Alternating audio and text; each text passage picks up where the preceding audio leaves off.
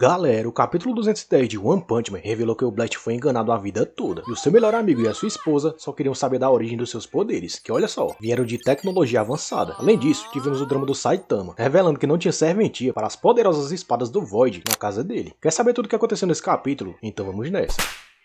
O capítulo 210 começa no passado, em um porto, onde uma batalha insana acontecia entre o Void e seu antigo discípulo, o Mancha Suja. Blast chega no local e percebe que o Vazio do Nada estava prestes a levar um golpe certeiro, enquanto o Monstrengo fala que o Void estava servindo bem aos planos da entidade Deus. E quando o Vazio estava prestes a receber o golpe, Blast interfere com seus portais dimensionais, fatiando um braço do ninja e salvando a vida do Hokage. Vazio não perde tempo e finaliza seu ex-discípulo, bem ao estilo da Vila Ninja. Blast então explica que rastreou aquele cubo cósmico até aquele cara, mas revela também que poderia muito bem não interferir, já que ele sentiu que o Void poderia vencer aquela luta a qualquer momento. O herói então pergunta quem era aquele ninja, mas Vazio rebate a pergunta, questionando o que eram aqueles buracos negros, pois nunca tinha visto nada do tipo. Blast se apresenta e diz que ele era só um herói, agindo por conta própria. Qualquer semelhança com Saitama não era mera coincidência, já que o careca de capa agia exatamente assim lá no começo da história. Void fala que Blast era um suspeito então, mas o herói diz que tinha acabado de responder, que ele era um herói. Cara, eu não sei porque isso me lembrou muito aquele encontro entre o Saitama e o Sonic, lá no arco do Cabeça de Martelo. Será que isso indica que esses dois serão amigos no futuro? Porque a gente sabe que aconteceu exatamente isso com Blast e Void. Bom, pelo menos era o que o herói número 1 pensava. O narrador fala que o sistema oficial de heróis não seria estabelecido pelos próximos 15 anos, o que indica que o Blast pode ter sido o primeiro herói profissional do universo de One Punch Man a exercer essa profissão. Só que como a gente viu como Saitama, agir como herói independente não é nada fácil, e muitas vezes você fica andando à toa de um lado para o outro, sem saber no que agir. Dito isso, como o Blast sabia daquela batalha do Void ali nas docas, porque ele não parece ter a super audição do Superman, meu palpite é que ele não trabalhava sozinho, mas sim fazendo parte de uma equipe modesta com poucos integrantes, que inclusive tinha um membro que podia prever o futuro. Quanto à identidade dessa pessoa, podemos até levantar que ela seja alguém do grupo intergaláctico do Blast, que aparece para ajudar ele lá na luta Saitama vs Garou no espaço. Mas eu vou ser bem mais pé no chão aqui e cravar que essa pessoa é nada mais nada menos que a Madame Shibabua. Lembra que lá na convocação dos heróis classe S na cidade A, conhecemos uma feiticeira que servia como consultora da associação? Então, foi dito que essa mulher previu tudo que é cataclisma nos últimos anos para a organização, garantindo assim que as ameaças fossem combatidas da melhor forma possível. E como quem apresenta ela antes do ataque do Boros é justamente o City, e o mangá deu a entender que o executivo já trabalhava com o herói número 1 há um bom tempo, antes mesmo da criação da Associação de Heróis, muito provavelmente eles conheceram também a Madame Shibabua antes disso. Em outras palavras, esses três já agiam antes, juntos como uma equipe, o que explica a chegada do Blast ali na luta do Void, e eles só tiveram que esperar pelo mesmo dia em que o Saitama salvaria aquele molequinho, para que o seu avô ricaço se motivasse a criar uma organização de heróis muito maior, que tornasse oficial a luta contra os monstros, enquanto atrás da fachada esconde-se a verdadeira luta contra a entidade Deus. Outro detalhe importante é que outra pessoa misteriosa também fazia parte da panelinha do Blast, que foi o responsável inclusive pela tecnologia dos seus portais dimensionais, como revelado pelo próprio Void, mas isso eu vou falar daqui a pouco. O narrador revela o que a gente já sabe, que o Void era o Hokage da Vila Ninja, mas também diz que o outro cara era um Jonin subordinado do Vazio, que tinha virado um avatar de God. Enquanto se desfaz, a gente percebe que a cabeça do monstro vai voltando à sua forma humana, mas o Void só conseguia pensar no que era aquele herói e por que ele estava ali se intrometendo nos seus assuntos da vila. Será que ele estava investigando a aldeia? Será que ele estava atrás dele? Essas eram as dúvidas que passavam na cabeça do Vazio. À primeira vista, você pode até imaginar que o Vazio era um cara super desconfiado, mas lembra que lá atrás, ou foi o Sonic ou foi o Flash, se não me engano, que falaram que o líder ninja fazia certas experiências com seus subordinados? Então, se essas experiências envolviam os cubos cósmicos, e às vezes elas acabavam saindo fora de controle, faz todo sentido o Void desconfiar de agentes de fora, inimigos da vila, tentando descobrir, expor ou até mesmo impedir os seus atos. Na página seguinte, o Void ativa o seu modo ator, começa a chorar na frente do Blast, lamentando que aquele era o seu querido discípulo, o Mancha, e que quando deu por falta dele, ele já tinha se transformado em um monstro grotesco. Ou seja, o lance da monstrificação em One Punch Man é muito mais antigo do que a gente imagina. Não existem mais dúvidas. Ela vem diretamente da influência da entidade Deus nesse mundo. Então, por mais que a trama da Associação de Monstros tenha se bastado como arco fechado, muito provavelmente a Psychos recebeu os bisus de God ali para poder criar todos os monstros através do Orochi, que inclusive deve ter tocado em algum cubo. Void continuou com seu showzinho, perguntando ao discípulo derrotado no chão o que era que ele estava tentando dizer com aquela história de Deus antes, mas isso é claramente uma encenação do Vazio, para tentar arrancar alguma informação do Blast, do qual ele sabia que estava ali atrás do cubo, que tinha deixado seu discípulo mais forte, mas ao mesmo tempo descontrolado. Em outras palavras, o Vazio quer não só antecipar uma possível ameaça, que na cabeça dele pode ser o Blast, como quer descobrir também a origem daqueles poderes dele, para tentar ficar mais forte com eles, claro. Void jura vingança contra o responsável por ter monstrificado seu amigo, e se oferece para ajudar o Blast. Em sua busca pelas pedras cósmicas. A partir daí, os dois partem em uma grande jornada pela Terra, para reunirem o máximo de artefatos e informações que eles conseguirem sobre a entidade de Deus. Durante a noite, em uma dessas missões, o Void convoca sua irmã, Luna Celiana, mais um codinome redundante da sua aldeia, já que Luna significa deusa da lua, enquanto Celiana, pelo que eu pesquisei, se refere a uma civilização alienígena que vive na lua, pelo menos na ficção, ou seja, uma referência direta a God, que sempre aparece na lua. Será que isso é uma pista de que a entidade de Deus, na verdade, é um ser alienígena, com tecnologia muito à frente do que os humanos possuem?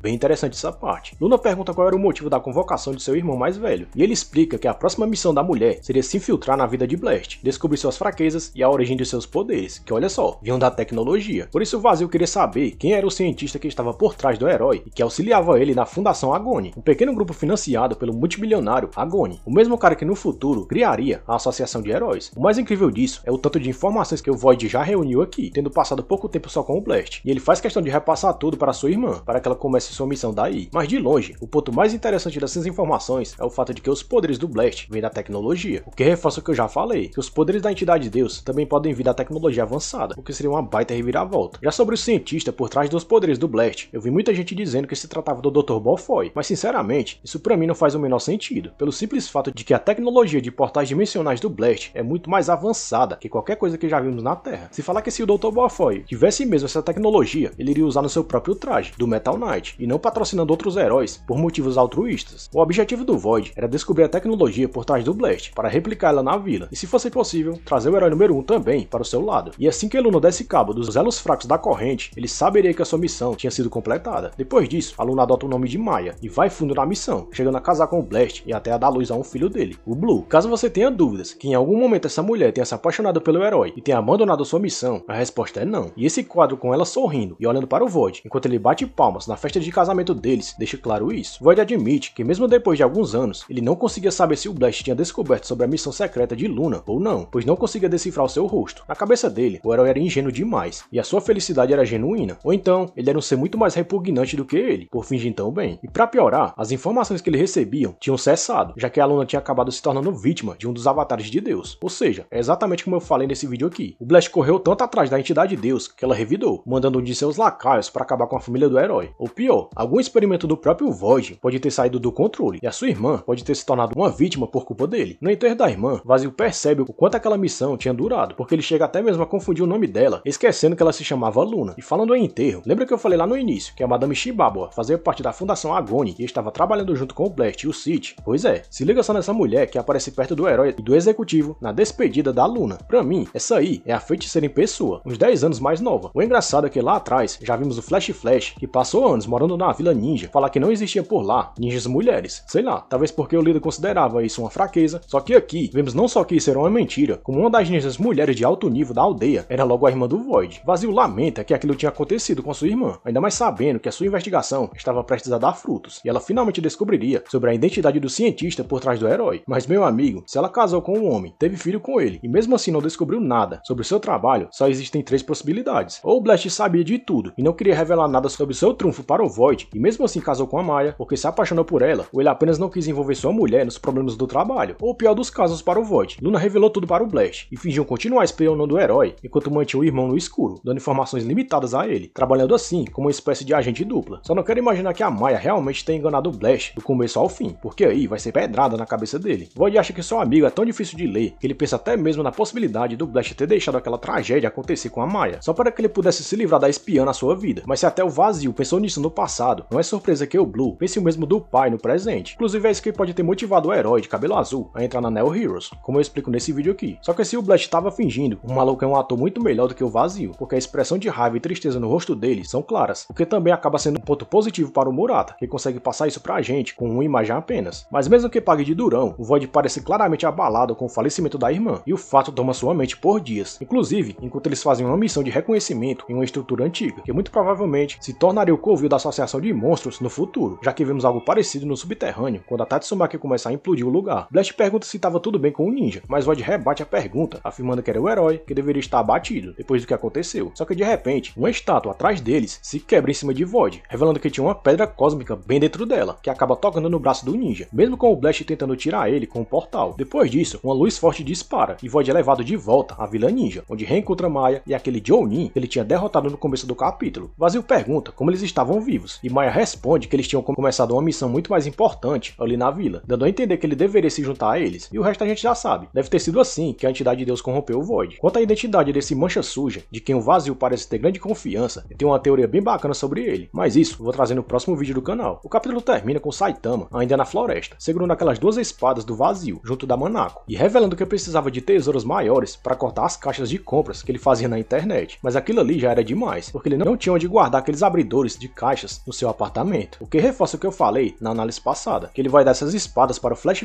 e para o Sonic, como compensação por ter quebrado as espadas deles no passado. Curtiu o vídeo? Então compartilhe com todo mundo que gosta de One Punch Man. Obrigado por ter me assistido até aqui e valeu!